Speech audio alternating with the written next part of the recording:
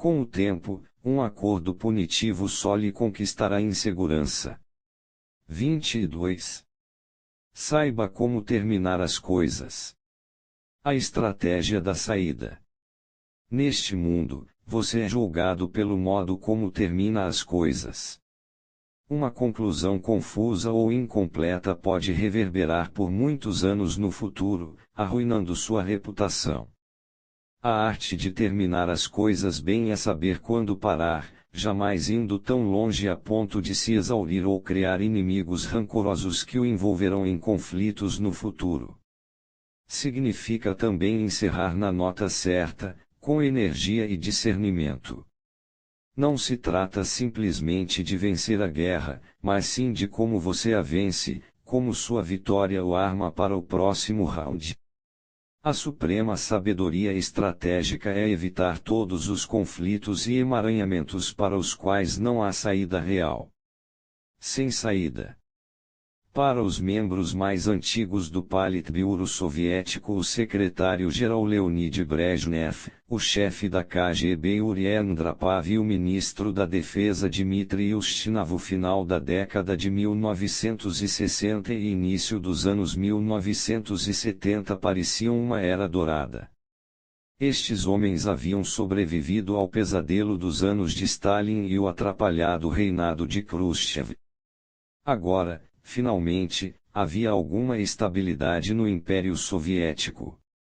Seus estados satélites na Europa Oriental eram relativamente dóceis, em particular depois que uma insurreição na Tchecoslováquia em 1968 fora esmagada. Seu arqui-inimigo, os Estados Unidos, recebera um soco no olho na Guerra do Vietnã. O mais promissor de tudo, os russos tinham conseguido expandir aos poucos sua influência no terceiro mundo. O futuro parecia luminoso. Um país-chave nos planos russos para a expansão era o Afeganistão, em sua fronteira ao sul. O Afeganistão era rico em gás natural e outros minerais e tinha portos no Oceano Índico. Torná-lo um satélite soviético era a realização de um sonho.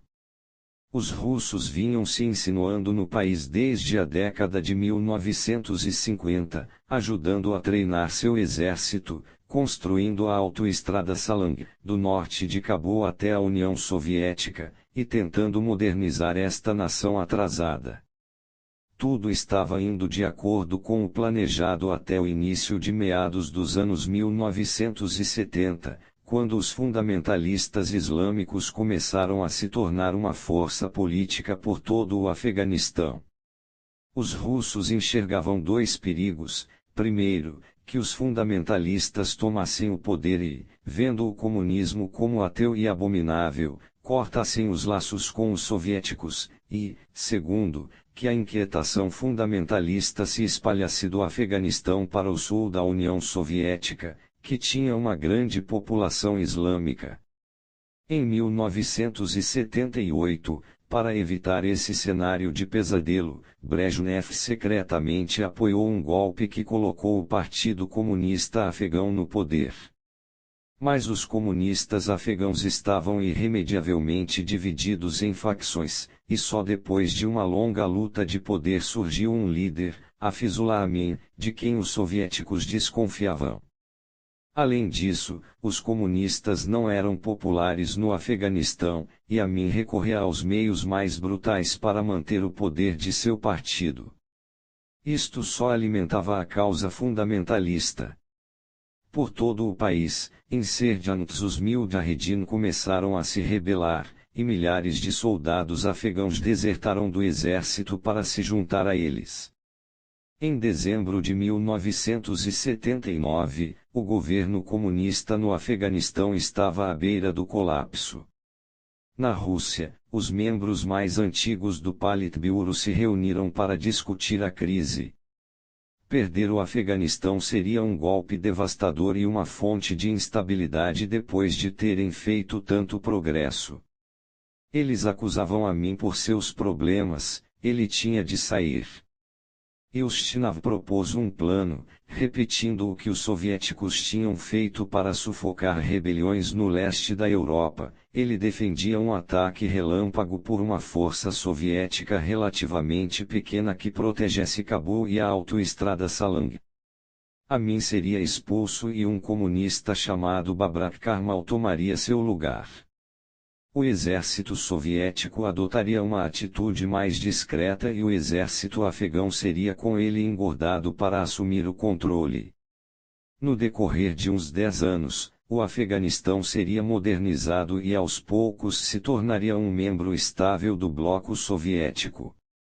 Abençoado com paz e prosperidade, o povo afegão veria os grandes benefícios do socialismo e o adotaria. Dias depois da reunião, Ustinov apresentou seu plano ao chefe do Estado-Maior do Exército, Nikolai Orgakov. Ao saber que o exército invasor não teria mais de 75.000 homens, Orgakov ficou chocado. Essa força, ele disse, era pequena demais para proteger as grandes e montanhosas extensões de terra afegas, um mundo muito diferente do leste europeu. Ustinov contrapôs que uma força invasora gigante iria gerar má publicidade para os soviéticos no terceiro mundo e daria aos insurgentes um alvo valioso. Orgakov respondeu que os afegãos fracionados tinham a tradição de se unirem de repente para expulsar um invasor e eram guerreiros ferozes. Chamando o plano de imprudente, ele disse que seria melhor tentar uma solução política para o problema. Seus alertas foram ignorados. O plano foi aprovado pelo Politburo e, no dia 24 de dezembro, foi colocado em ação. Algumas forças do Exército Vermelho voaram até Cabul enquanto outras marcharam pela autoestrada Salang. Amin foi afastado e morto na surdina enquanto Karmal era colocado furtivamente no poder. Jorraram condenações do mundo inteiro, mas os soviéticos calculavam que isso ia acabar sendo esquecido. Em geral era o que acontecia. Em fevereiro de 1980, Endrapav encontrou-se com Karmal e o instruiu sobre a importância de conquistar o apoio das massas afegas. Apresentando um plano com este propósito, ele também prometia ajuda em dinheiro e especialização. Ele disse a Karmal que, assim que as fronteiras estivessem protegidas, o exército afegão estando reforçado e o povo razoavelmente satisfeito com o governo, ele deveria pedir polidamente que os soviéticos fossem embora. A invasão em si foi mais fácil do que os soviéticos esperavam e, com relação a esta fase militar, seus líderes poderiam declarar com segurança a missão cumprida. Mas, semanas depois da visita de Endrapav, eles tiveram de ajustar esta avaliação. Os Mujahideen não se intimidaram com o exército soviético, como acontecera com os europeus do leste. Na verdade, desde a invasão, o poder deles só parecia aumentar, suas fileiras inchando tanto com recrutas afegãos como com gente de fora. Ustinov canalizou mais soldados para o Afeganistão e ordenou uma série de ofensivas em partes do país que estavam abrigando os Mujahideen. A primeira grande operação soviética foi nessa primavera, quando eles avançaram para dentro do Vale Kunar com armamento pesado, arrasando aldeias inteiras e obrigando os habitantes a fugir para campos de refugiados no Paquistão. Tendo limpado a área de rebeldes, eles se retiraram. Semanas depois, chegaram relatórios de que os Mujahideen haviam secretamente retornado ao Vale Kunar. Tudo que os soviéticos tinham feito era deixar os afegãos mais exasperados e raivosos, facilitando aos Mujahideen o recrutamento. Mas o que os soviéticos podiam fazer? Deixar os rebeldes em paz era dar aos Mujahideen tempo e espaço para ficarem mais perigosos, mas o exército era pequeno demais para ocupar regiões inteiras. Sua resposta foi repetir sua operação de limpeza diversas vezes, porém com mais violência, esperando intimidar os afegãos mas, como Orgakov tinha previsto, isto só os incentivava. Enquanto isso, Karmal iniciava programas de alfabetização, de concessão de mais poder às mulheres, de desenvolvimento e modernização do país, tudo para se livrar do apoio dos rebeldes. Mas os afegãos em sua maioria preferiam seu estilo de vida tradicional, e as tentativas do Partido Comunista para expandir sua influência tiveram o efeito oposto. O mais sinistro de tudo foi que o Afeganistão se tornou um imã para outros países ansiosos para explorar a situação ali contra os soviéticos. Os Estados Unidos, em particular, viram uma oportunidade de se vingarem da Rússia por ter suprido os norte-vietnamitas durante a Guerra do Vietnã. A CIA canalizou enormes quantias em dinheiro e equipamentos para os Mujahedin. No vizinho Paquistão, o presidente Zia-ul-Haq viu a invasão como um presente dos céus, tendo assumido o poder poucos anos antes, por meio de um golpe militar, e tendo recentemente conseguido a condenação do mundo inteiro por executar seu primeiro-ministro. Zia enxergou um jeito de conquistar os favores dos Estados Unidos e das nações árabes ao permitir que o Paquistão servisse de base para os Mujahedin. O presidente egípcio Anwar Sadat, que havia recentemente assinado uma paz controvertida com Israel, também viu uma excelente oportunidade de garantir o apoio islâmico enviando ajuda aos companheiros muçulmanos. Com os exércitos soviéticos espalhados pelo leste europeu e pelo mundo, Ustinov recusou-se a enviar mais homens. Em vez disso, ele equipou seus soldados com os armamentos mais recentes e trabalhou para ampliar e reforçar o exército afegão. Mas nada disso se traduziu em progresso. Os Mujahedin melhoraram suas emboscadas aos transportes soviéticos e usaram os mísseis Stiar mais modernos adquiridos dos americanos com grande efeito. Anos se passaram e o moral do exército soviético caía vertiginosamente, os soldados sentiam o ódio da população local e estavam presos protegendo posições estáticas, jamais sabendo quando seria a próxima emboscada. O consumo de drogas e álcool se difundiu. Conforme subiam os custos da guerra, o público russo começou a reclamar. Mas os líderes soviéticos não podiam se dar o luxo de sair, além de criar um perigoso vácuo de poder no Afeganistão. Isso seria um forte golpe à sua reputação global como superpotência. E assim eles ficaram, cada ano sendo supostamente o último. Os membros mais antigos do Politburo iam aos poucos morrendo. Brezhnev em 1982, Andropov e Ustinov em 1984 sem ver o mais leve progresso. Em 1985, Mikhail Gorbachev tornou-se secretário-geral da União Soviética. Tendo se oposto à guerra desde o início, Gorbachev iniciou retiradas graduais de tropas do Afeganistão. Os últimos soldados saíram no início de 1989. Ao todo, mais de 14 mil soldados morreram no conflito, mas os custos ocultos para a delicada economia russa, para a reduzida fé da população em seu governo foram muito mais altos. Poucos anos depois, todo o sistema veio abaixo. Interpretação. O grande general alemão Erwin Rommel certa vez fez uma distinção entre aposta e risco. Ambos os casos envolvem uma ação com apenas uma chance de sucesso, uma chance que aumenta quando se age com ousadia. A diferença é que no risco, se você perde, pode se recuperar. Sua reputação não sofre danos no longo prazo, seus recursos não se exaurem, e você pode retornar à sua posição original com perdas aceitáveis. Na aposta, por outro lado, a derrota pode levar a uma série de problemas que tendem a fugir do controle.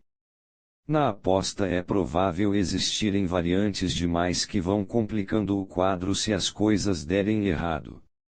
O problema vai mais longe: se você encontra dificuldades em uma aposta, fica mais difícil sair. Você percebe que os lances são muito altos, você não pode se dar o luxo de perder. Então você se esforça mais para salvar a situação, muitas vezes piorando as coisas e mergulhando mais ainda em um buraco de onde não pode sair. As pessoas são atraídas para apostas por suas emoções, elas veem apenas as perspectivas fulgurantes de se vencer e ignoram as sinistras consequências de se perder. Arriscar-se é essencial, apostar é imprudência. Pode levar anos para você se recuperar de uma aposta, se conseguir. A invasão do Afeganistão foi uma aposta clássica. Os soviéticos foram atraídos pelo irresistível fascínio de possuir um Estado cliente na região. Deslumbrados com essa perspectiva, eles ignoraram a realidade: os Mujahideen e as potências estrangeiras tinham muita coisa em jogo para permitir que os soviéticos deixassem para trás um Afeganistão protegido. Havia variáveis demais fora do controle deles: as ações dos Estados Unidos e do Paquistão, as áreas de fronteira montanhosas impossíveis de fechar, e mais. Um exército de ocupação no Afeganistão envolvia um dilema: quanto maior a pressão militar, mais ele seria odiado, e quanto mais ele fosse odiado, maior ele teria de ser para se proteger, e assim por diante indefinidamente. Mas os soviéticos apostaram e se meteram em encrenca. Agora, tarde demais, eles perceberam que os lances haviam aumentado: abandonar a mesa ou perder seria um golpe devastador em seu prestígio. Significaria a expansão dos interesses americanos e uma insurgência cancerosa em sua fronteira. Visto que nunca deveriam ter invadido, em primeiro lugar, não tinham estratégia racional de saída. O melhor que podiam fazer era reduzir suas perdas e correr, mas isso é quase impossível em uma aposta, porque apostas são governadas por emoções e, quando há emoções no meio, é difícil recuar. A pior maneira de terminar qualquer coisa, uma guerra, um conflito, um relacionamento, é lenta e penosamente. Os custos de um término assim são imensos: perda de autoconfiança, evitação inconsciente de conflito da próxima vez, rancor e animosidade se multiplicando. É tudo uma perda de tempo absurda. Antes de iniciar qualquer ação, você deve calcular em termos precisos sua estratégia de saída. Como exatamente vai terminar o combate e onde ele o deixará?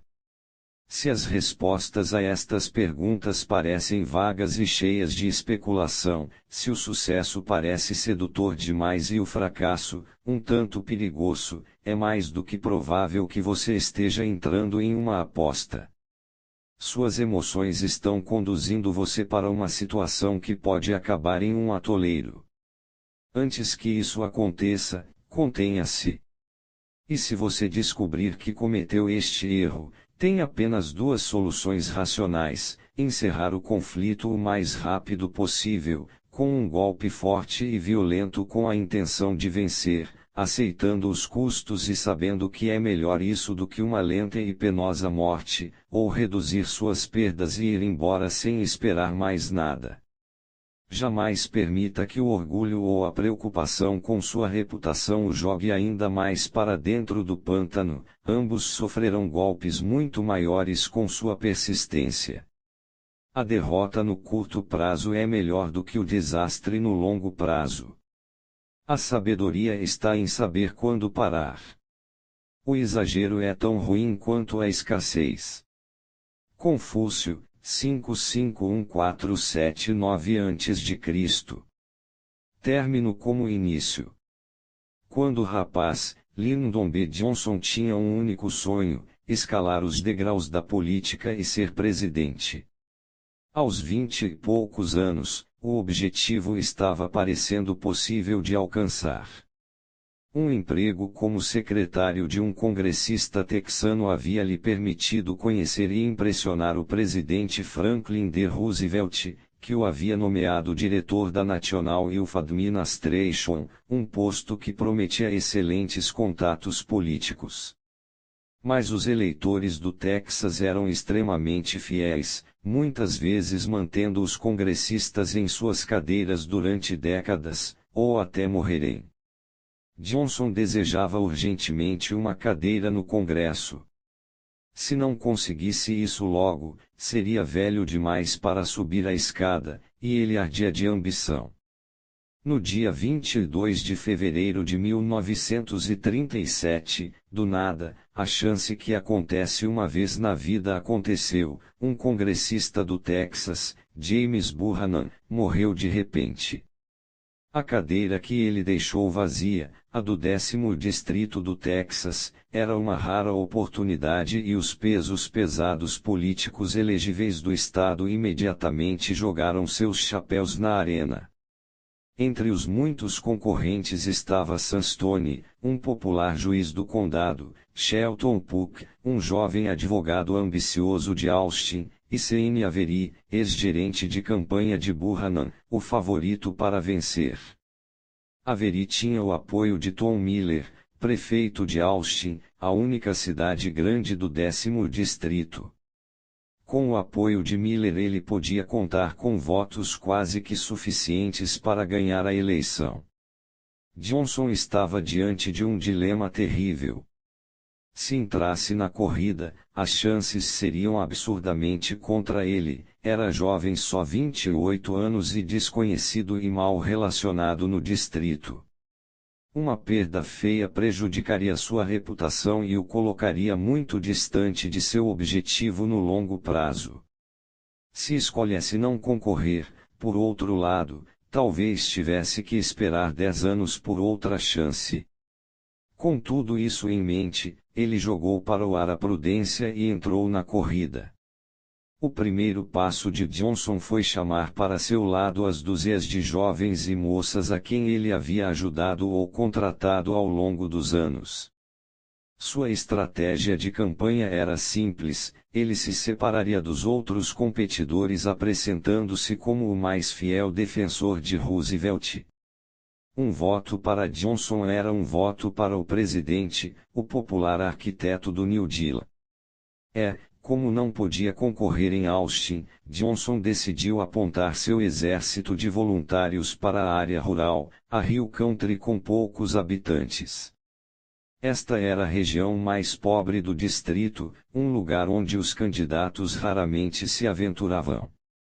Johnson queria conhecer cada um dos fazendeiros e meiros, apertar todas as mãos possíveis, conquistar os votos de gente que nunca havia votado antes. Era a estratégia de um homem desesperado que reconhecia que esta era sua melhor e única chance de vitória. Um dos mais fiéis seguidores de Johnson era Carroll Cash, que o serviria como motorista. Juntos, os dois percorreram de carro cada quilômetro quadrado de Hill Country, rastreando cada estrada de terra e trilha de gado. Ao verem uma fazenda mais afastada, Johnson descia do carro, caminhava até a porta, apresentava-se aos moradores surpresos, escutava pacientemente os problemas deles, depois partia com um caloroso aperto de mãos e um apelo gentil pelo voto deles. Convocando reuniões em cidades poeirentas que consistiam principalmente de uma igreja e um posto de gasolina, ele fazia seu discurso, depois se misturava com a plateia e passava pelo menos alguns minutos com todos os que estavam presentes. Sua memória para rostos e nomes era incrível, se acontecesse de encontrar de novo a mesma pessoa, ele lembrava tudo que ela havia dito na primeira vez e com frequência impressionava estranhos ao conhecer alguém que eles também conheciam. Ele ouvia atento e tinha sempre o cuidado de deixar as pessoas com o sentimento de que voltariam a vê-lo, e que se ele vencesse finalmente teriam alguém cuidando de seus interesses em Washington. Em bares, mercearias e postos de gasolina por toda a Hill Country, ele conversava com as pessoas da região como se não tivesse mais nada para fazer. Ao partir, fazia questão de comprar alguma coisa doce, comestíveis, gasolina, um gesto que eles apreciavam muito. Ele tinha o dom de criar laços. Conforme prosseguia a corrida, Johnson passava dias sem dormir, a voz ficando rouca, as pálpebras caindo. Enquanto que as dirigia por toda a extensão do distrito, ele ouvia, atônito, o exausto candidato murmurando para si mesmo a respeito das pessoas que havia acabado de conhecer, a impressão que havia causado, o que poderia ter feito melhor. Johnson não desejava nunca parecer desesperado ou benevolente. Era o último aperto de mão e expressão no olhar que importava. As pesquisas de opinião pública eram enganosas, elas continuavam a mostrar Johnson lá atrás, mas ele sabia que havia conquistado votos que nenhuma pesquisa podia registrar. E em todo caso ele estava lentamente chegando perto dos outros. Na última semana ele havia se deslocado gradativamente para o terceiro lugar. Agora, de repente, os outros candidatos prestaram atenção. A eleição ficou desagradável. Johnson era atacado por sua juventude, por seu cego apoio a Roosevelt, por qualquer coisa que pudesse ser desencavada. Tentando conquistar uns poucos votos em Austin, Johnson defrontou-se com a máquina política do prefeito Miller, que não gostava dele e fazia o possível para sabotar sua campanha. Inabalável, Johnson visitou pessoalmente o prefeito diversas vezes na última semana para negociar algum tipo de trégua. Mas Miller não se deixou enganar por seu charme. Seu apelo pessoal poderia ter conquistado os eleitores mais pobres do distrito, mas os outros candidatos viram um lado diferente dele, era cruel e capaz de jogar lama nos outros. Conforme subia nas pesquisas, ele fazia cada vez mais inimigos. No dia das eleições, Johnson realizou uma das maiores viradas da história política americana, distanciando-se de seu rival mais próximo por 3.000 votos. Exausto pelo ritmo estafante que se havia imposto, ele foi hospitalizado, mas no dia seguinte a sua vitória estava de volta ao trabalho. Ele tinha algo importantíssimo para fazer. De sua cama no hospital, Johnson ditou cartas para seus rivais na corrida. Ele os congratulava por disputarem uma grande campanha, descrevia também sua vitória como uma sorte inesperada, um voto para Roosevelt mais do que para ele mesmo. Sabendo que Miller estava em Washington, Johnson telegrafou para seus contatos na cidade pedindo que ciceroneassem o prefeito e lhe dessem um tratamento de rei. Assim que saiu do hospital, Johnson foi visitar seus rivais e agiu com uma humildade quase constrangedora. Até fez amizade com o irmão de Puck, levando-o de carro pela cidade para cumprir pequenas missões.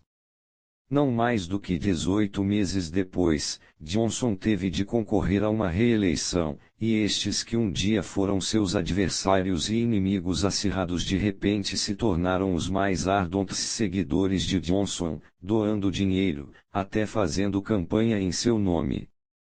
E o prefeito Miller, o homem que mais odiara Johnson, agora era seu mais forte defensor e continuou sendo durante anos.